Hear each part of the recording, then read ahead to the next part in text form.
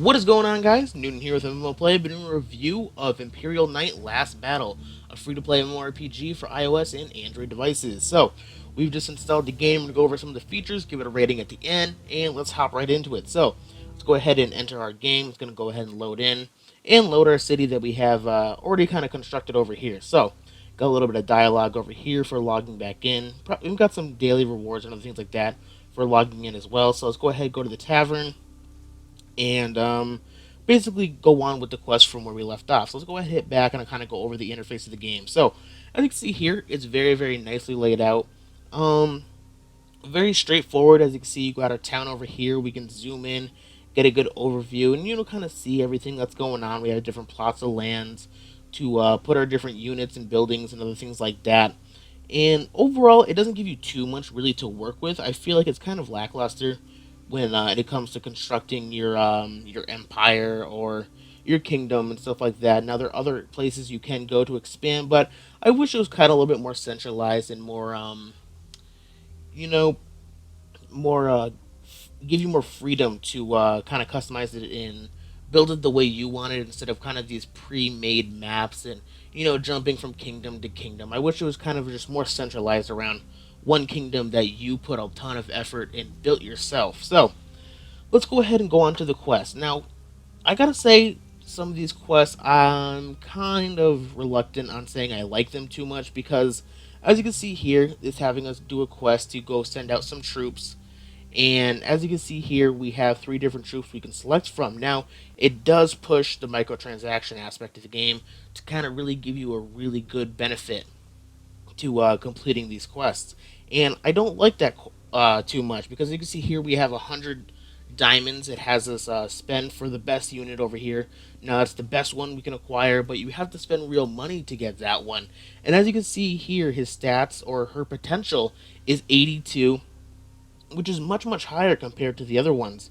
Now she has 77 to 85 potential, and that's quite a bit of a jump from the ones below. And I guess you can argue the fact that you can spend more money to get a troop that's much closer to the one that you can spend with microtransaction, but that one costs 10,000 and the lowest one costs 2,000. Now let me go ahead and show you guys something.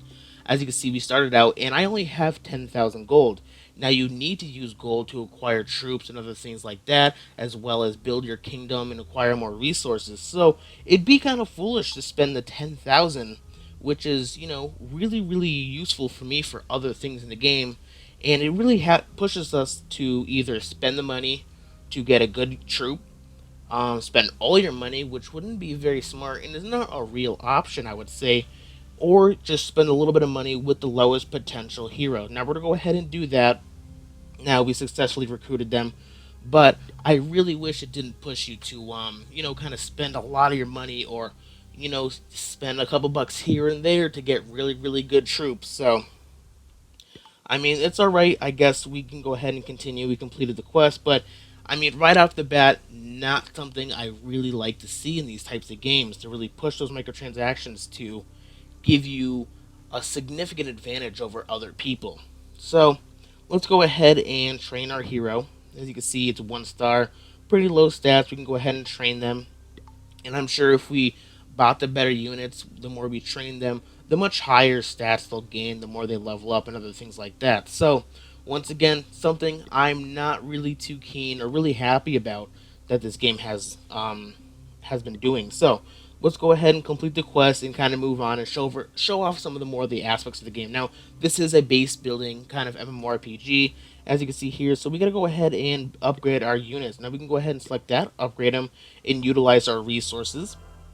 Now we have to wait a little bit of time, and as most of these games go, it takes a little bit of time to upgrade your units. The more you level up and other things like that, the more you get invested in the game, the more powerful you come, the more time it'll take to really get these units going. But we're pretty low level, so it didn't take too much time at all. So let's go ahead and complete the quest. We've acquired some more resources and other things like that. And go ahead and continue through the dialogue and select our hero. Let's go ahead and train her once again. We can go ahead and do the lightning over here. So there we go. We speeded up the process quite a bit. Let's go ahead and hit back and continue on with our quest. Now, if you're not too sure what to do with the game and you kind of ran out of things to do. The game will give you quests and different objectives to do, which is nice. You can obtain resources and other things like that, and you can obtain some of the diamonds through the quest, but not all quests will give them to you, which is okay, yes and no, but I mean, the more you progress in the game, the much more diamonds things are going to cost. So the 30 gems is nice to start out, but it's not going to be doing too much for you later on in the game. So let's go ahead and claim a reward. There we go. We got our gems over there. Let's go ahead and continue through the dialogue a little bit. And, go on and keep constructing and leveling up our base. So, as you can see, we have our houses over here. We can upgrade our population by upgrading this. Let's go ahead and upgrade that.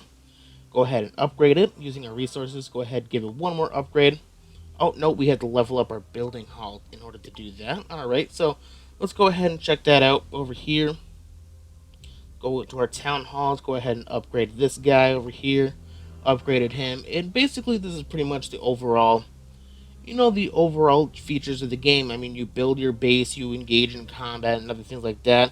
Now we can go to the inner or the outer map over here, and you can see there's lots of different plots of lands where we can kind of engage in combat and basically take over these areas to acquire more resources and basically expand our kingdom. Now, you do not take too much interaction when it comes to the combat. You kind of create some troops and just send them along their way, and they'll do their thing for however long it's going to take, and you'll get a little notification or a status update on how they did, if they acquired the new land and other things like that. As you send troops out, you kind of just keep an eye on your kingdom and other stuff like that. So as you can see, we can kind of view other people. We can invade their lands for other resources and other stuff like that. And that's the main feature of the game, is to build a strong kingdom, to invade other people and acquire their resources. But let's go ahead and go back to our town over here. See some good progress. We're going to go ahead and level up our hero once again, following the quest line. Go ahead, select the skills, upgrade that. Upgrade it successfully. Let's go ahead, go back, and basically just keep viewing the quests and see what they got to do. Let's go ahead and claim our reward. Town Hall to level 4. So basically, keep following the quests, acquire resources, invade other people's lands. Test your luck, test your strength. But I mean, it really comes down to what heroes you have, and we did buy a low hero. Now we don't have, because we didn't, or I didn't want to spend the gems, but I didn't like the aspect of the game pushing you to spend the money. And as you can see here, we can go ahead and select gems. They pops up over here, and the gems can get quite expensive. Now 100 wasn't too much, but like I said, the more you progress along the game, the more expensive things will become. So let's go ahead and hit back, and overall the game's pretty simplistic. I mean, it kind of lacks in some features and other things like that.